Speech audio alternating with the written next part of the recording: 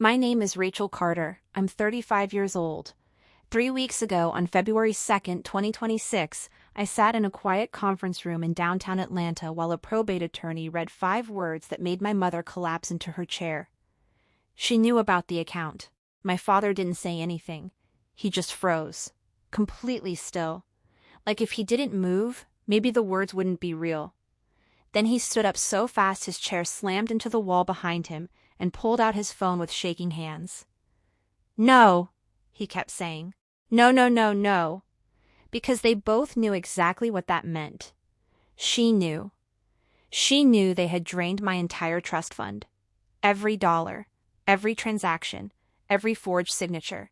And she had spent the last 6 years making sure they wouldn't get away with it. If you've ever had someone in your own family treat you like you mattered less, like you were the backup plan, drop your city in the comments. I read every single one.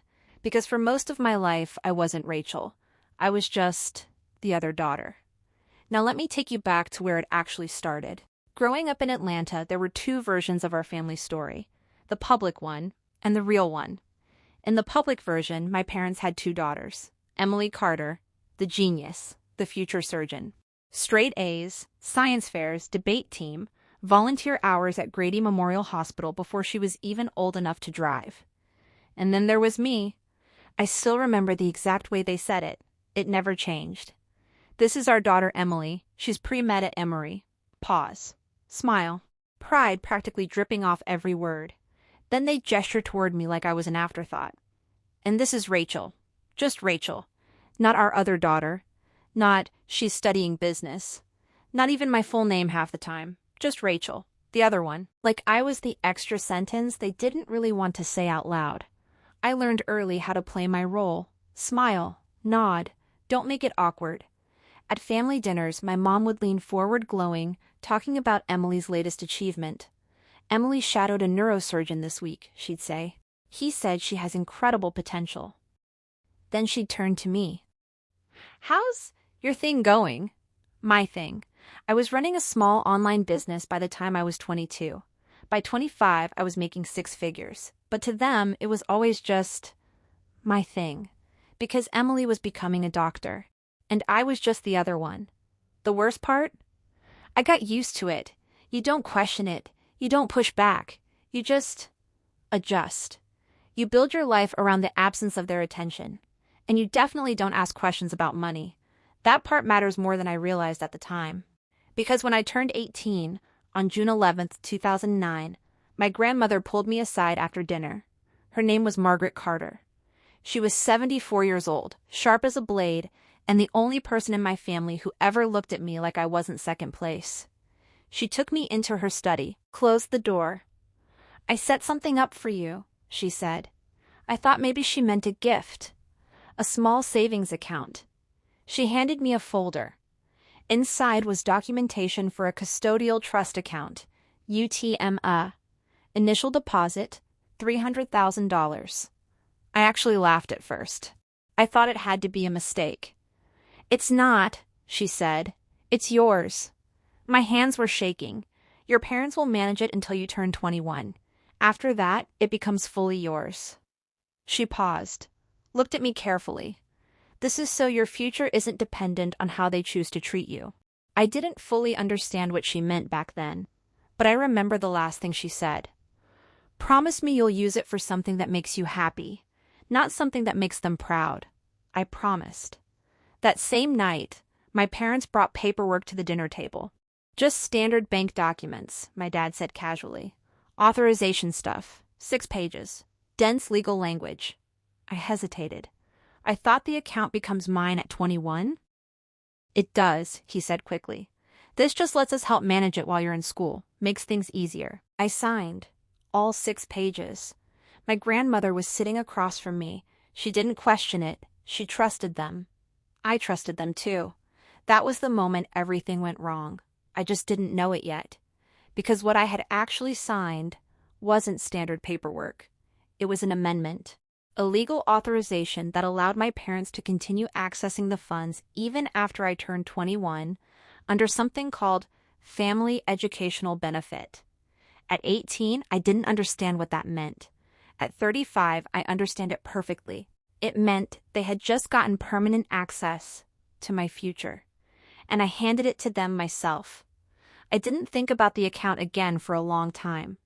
That's how this kind of thing works. Not with one big moment, but with silence. You assume everything is fine because no one tells you otherwise. Emily started college in August 2009. Emory University, pre-med. Tuition, housing, fees. About $58,000 a year. My parents paid for everything. Every semester, every book, every expense. No loans, no stress. I remember Thanksgiving that year. Emily was talking about how lucky she felt. Mom and Dad planned everything, she said, smiling. They've had money set aside for years. I remember looking up from my plate. They did? Yeah, she said. They told me. They said both of us were covered. Both of us. I had a trust fund. I just didn't know they were already using it. I started college in 2010, Georgia State, business program. I took out loans. All of it. Tuition, books, rent. I worked 2 part-time jobs, one at a cafe in Midtown, another doing late-night inventory shifts at a retail warehouse. I never asked my parents for help. Not once. Because when you grow up being the other one, you learn not to expect anything. But there was one moment. November 2012, junior year. I was $72,000 in debt and barely keeping up. We were at dinner. Emily was talking about med school applications. I finally said it. Can I use some of the account Grandma set up? My dad didn't even look up. That money needs to grow, he said. You're managing fine. Managing fine. That's what he called it, working 60 hours a week and sleeping 4 hours a night, while they were already using my account to pay Emily's MCAT prep courses. I didn't argue. I just nodded, because that's what I'd always done. Emily got into medical school in 2013. Johns Hopkins. Top tier. Tuition, $64,000 a year. 4 years. Over $250,000 total. My parents paid every dollar. She lived in a nice apartment near campus. Never worked a job. Focused entirely on studying. At Christmas 2014, my mom said something I'll never forget. We made sure Emily could focus fully on becoming a doctor. Then she looked at me. You understand, right? Her path is harder. I nodded.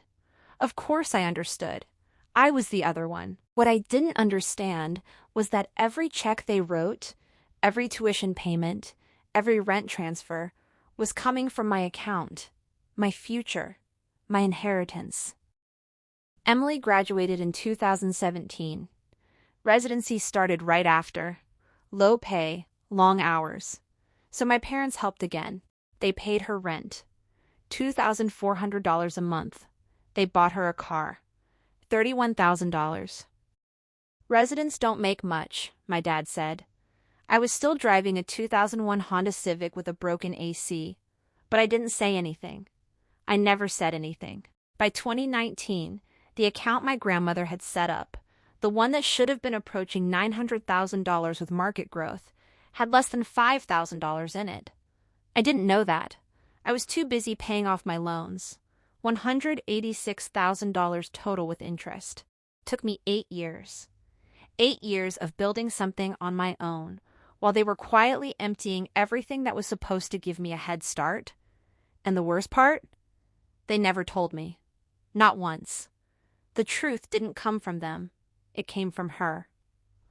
March 14th, 2019. My grandmother's annual financial review. She was 84 at the time. Still sharp, still independent.